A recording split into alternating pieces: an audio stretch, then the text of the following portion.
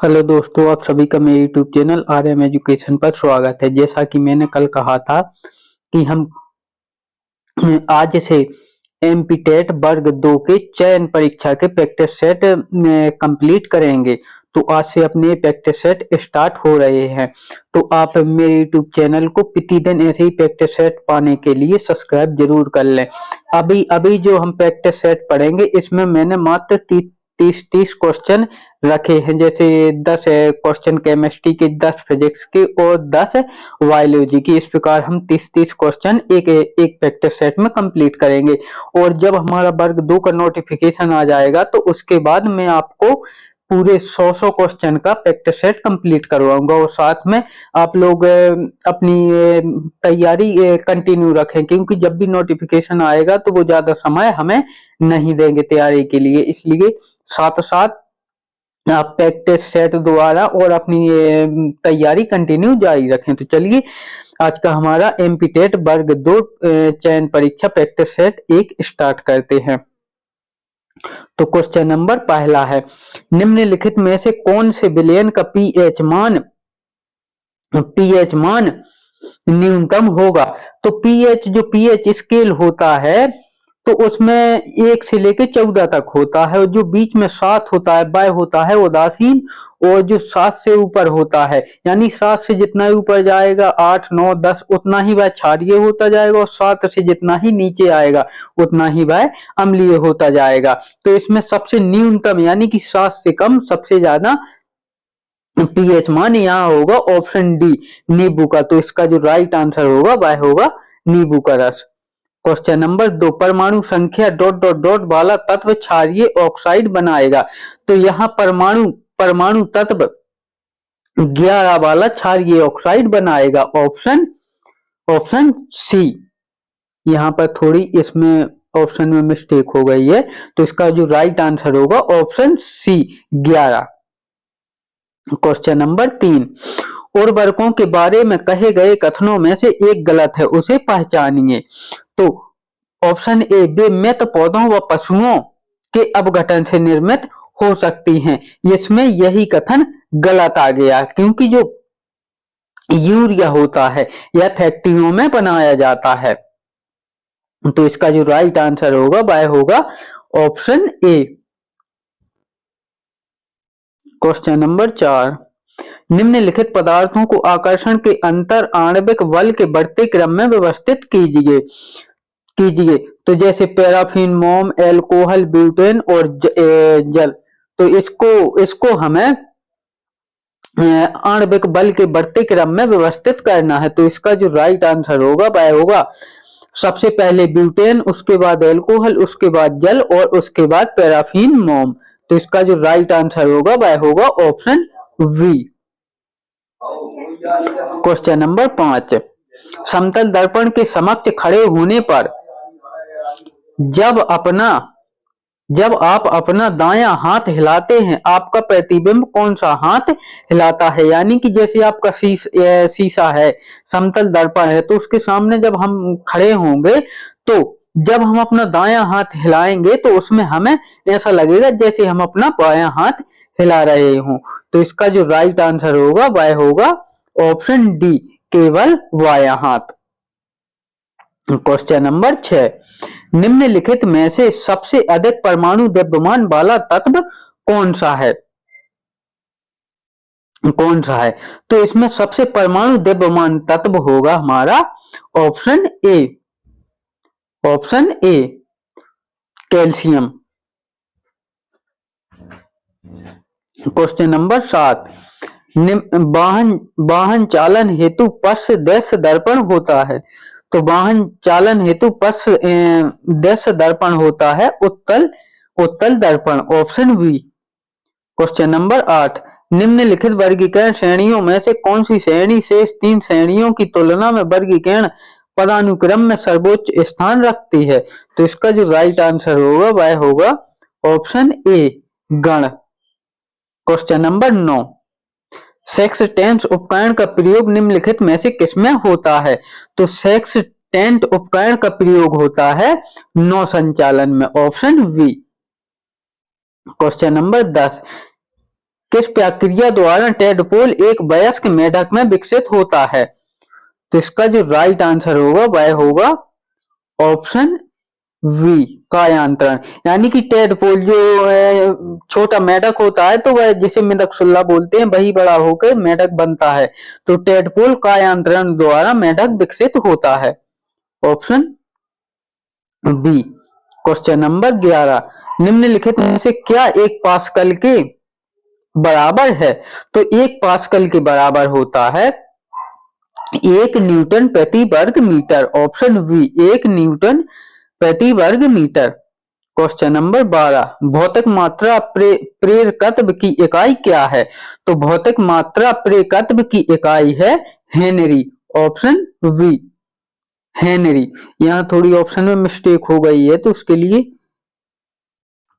कोई दिक्कत नहीं है, मैं साथ में बताता जाता हूँ। क्वेश्चन नंबर 13, हम बिना फिसले पृथ्वी पर चलने में क्यों सक्षम हैं? तो हम बिना फिसले पृथ्वी पर चलने में इसलिए सक्षम हैं क्योंकि घर्षण बल के कारण हमें सपोर्ट मिलता है। ऑप्शन बी, घर्षण बल के कारण। क्वेश्चन नंबर 14, एक ऐसी अभिक्रिया जिसमें एक साथ ऑक्सीकरण और अपकरण होता है उसे क्या कहते हैं? तो जिसमें ऑक्सीकरण और अपकरण दोनों साथ होता है उसे हम रेडॉक्स अभिक्रिया कहते हैं। ऑप्शन बी, यानी कि इस अभिक्रिया में ऑक्सीकरण भी होता है और अपकरण भी दोनों साथ होते हैं। Question number 15,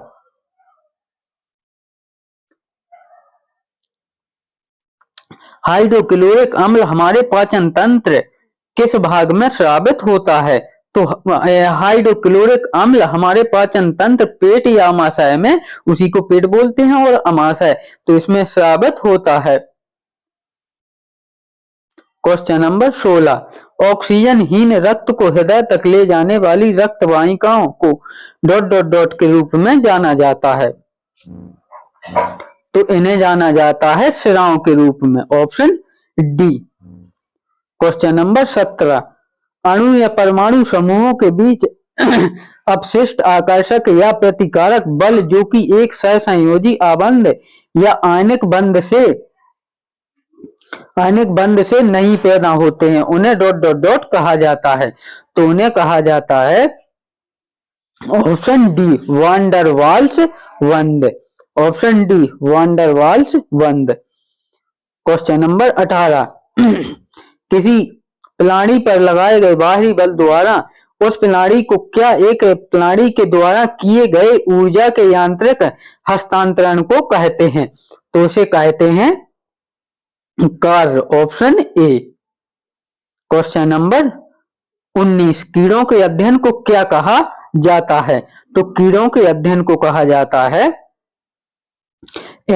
entomology. Option D, entomology. Question number 20, अत्यधिक द्रव्यमान वाले पिंड में उच्च ... होता है। तो अत्यधिक द्रव्यमान वाले पिंड में उच्च होता है जड़त्व। Option D. क्वेश्चन नंबर 21, गाजर का नारंगी रस किसके कारण होता है? तो गाजर का नारंगी रस होता है कैरोटीन के कारण। Option B. क्वेश्चन नंबर 22, घूर्णन करने वाली वस्तु पर लगाए गए एक बड़े बल का परिणाम बड़े ... में होता है। तो यह होता है बल अघूर्ण में। ऑप्शन बी, बल अघूर्ण में। क्वेश्चन नंबर 23, पोषवाही फ्लोएम परिवहन के संबंध में निम्नलिखित में से कौन सा कथन सही है? तो पोषवाही फ्लोएम के संबंध में फ्लोएम में अतनुकारी शर्करा के रूप में शर्करा का परिवहन होता है। Option B. क्वेश्चन नंबर 24, निम्नलिखित में से किस को 1 बिलियन के रूप में वर्गीकृत किया जा सकता है? तो निम्नलिखित में से समुद्री जल को 1 बिलियन के रूप में वर्गीकृत किया जा सकता है क्योंकि समुद्री जल में नमक की बहुत मात्रा होती है और कई प्रकार के लवण भी होते हैं, इसलिए इसे 1 बिलियन के रूप में वर्गीकृत किया जा सकता है। Option C. क्वेश्चन नंबर 25, प्रोटीनों का निर्माण डॉट डॉट डॉट से होता है। तो प्रोटीनों का निर्माण होता है अमीनो अम्ल द्वारा, ऑप्शन ए। और 20 अमीनो अम्ल द्वारा एक प्रोटीन बनता है। क्वेश्चन नंबर 26, रेडियो धर्मी यूरेनियम काल निर्धारक नामक काल निर्धारक विधि का प्रयोग किसके काल निर्धारण के लिए नहीं किया जा सकता है? तो यह फॉसिल और पादप पिंड के काल निर्धारण के लिए नहीं किया जा सकता है, क्योंकि इसका काल निर्धारण के लिए हम कार्बन 14 का उपयोग करते हैं, ऑप्शन सी। क्वेश्चन नंबर 27, जब मिश्रण में पानी मिलाने के बाद भारी घटक नीचे बैठ जाता है तो इस प्रक्रिया को क्या कहा जाता है? तो इस प्रक्रिया को कहा जाता है साधन, ऑप्शन डी अवसाधन। क्वेश्चन नंबर 28, निम्नलिखित में से किस वैज्ञानिक ने मटर के पौधों पर काम करते हुए वंशानुक्रम के मौलिक कानून की खोज की थी? तो यह की थी ग्रेगर जॉन मेंडल ने, option A Gregor John Mendel ने। क्वेश्चन नंबर 29, किसने कहा था कि सभी पदार्थ जो परमाणुओं से निर्मित होते हैं जो अविभाज्य और अविनाशी निर्माण खंड हैं? तो यह कहा था जॉन डाल्टन ने, ऑप्शन वी जॉन डाल्टन ने। क्वेश्चन नंबर 30, जब किसी पिंड को ऊर्ध्वाधर ऊपर की ओर फेंका जाता है और जब वह सबसे ऊंचे बिंदु तक पहुंच जाता है तो उसका डॉट डॉट डॉट तो उसका त्वरण नीचे की ओर होता है, ऑप्शन ए उसका त्वरण नीचे की ओर होता है। तो चलिए आज हमने माध्यमिक शिक्षक वर्ग 2 का प्रैक्टिस सेट नंबर 1 कंप्लीट किया। ये अभी जो 30-30 क्वेश्चन लिए हैं, मैंने जब तक नोटिफिकेशन नहीं आया है जब तक हम 30-30 क्वेश्चन पढ़ेंगे, यानी कि 10 क्वेश्चन केमिस्ट्री के, 10 जूलॉजी और बॉटनी के और 10 फिजिक्स के, इस प्रकार ये 30 क्वेश्चन कंप्लीट करेंगे। जैसे ही हमारा नोटिफिकेशन आता है उसके बाद आपको पूरा 100 क्वेश्चन का प्रैक्टिस सेट मिलेगा। तो चलिए आज का वीडियो पसंद आया हो तो वीडियो को लाइक करें, चैनल को सब्सक्राइब करें प्रतिदिन ऐसे ही नए नए प्रैक्टिस सेट पाने के लिए। वीडियो अंत तक बने रहने के लिए धन्यवाद।